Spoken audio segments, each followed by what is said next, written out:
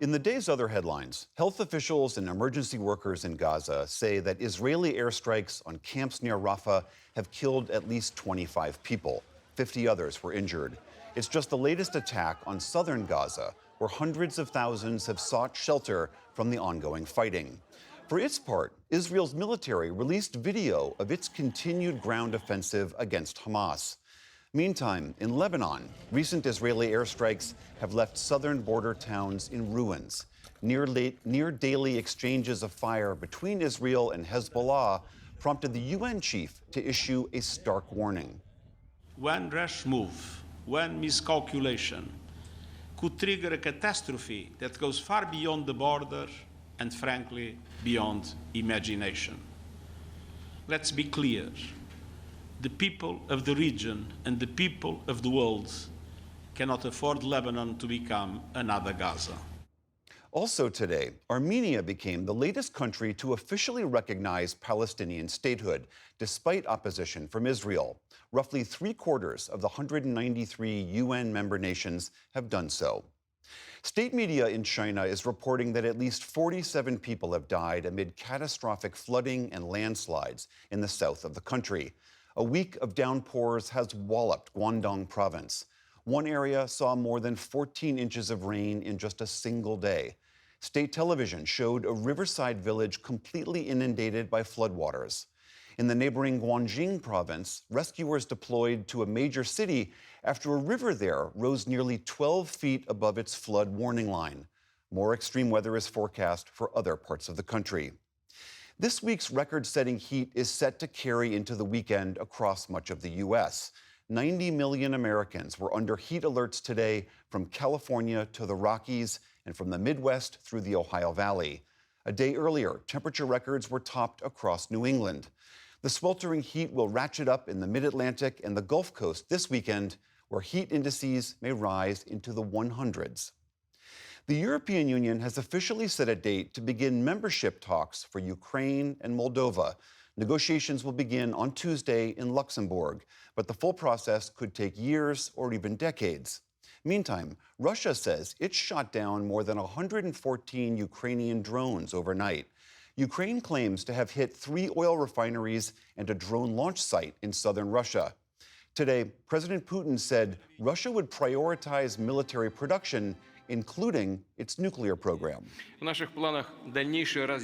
plan to further develop the nuclear triad as a guarantee of strategic deterrence and to preserve the balance of power in the world.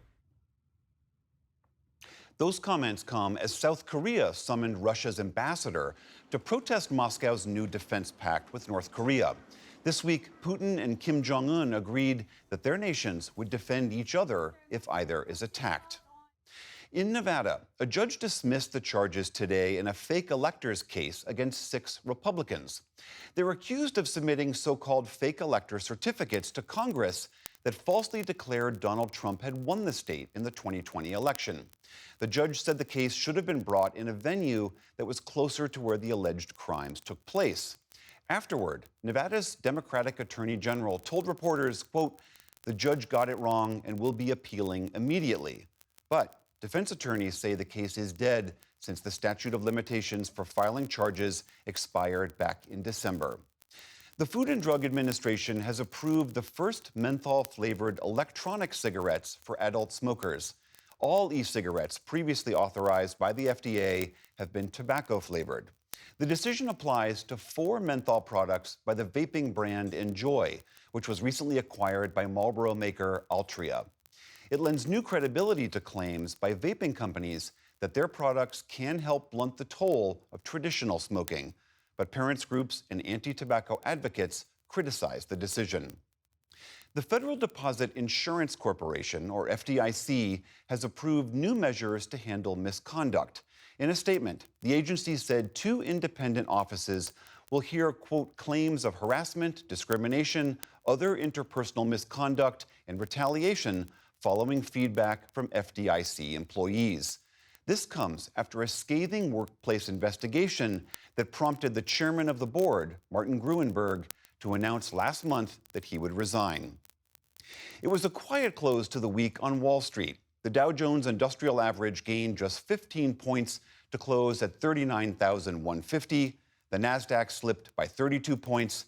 The S&P 500 also ended slightly lower. And the celebratory duck boats were back out in force in Boston today. Fans flooded the streets of Beantown to honor the Celtics for their record-setting 18th NBA championship. Celtic star Jason Tatum hoisted the Larry O'Brien Trophy to cheers from the crowd.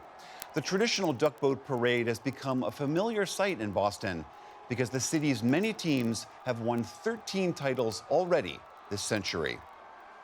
Still to come on the NewsHour, amid growing scrutiny, British journalist Robert Winnett reverses course and backs out as the Washington Post's next top editor.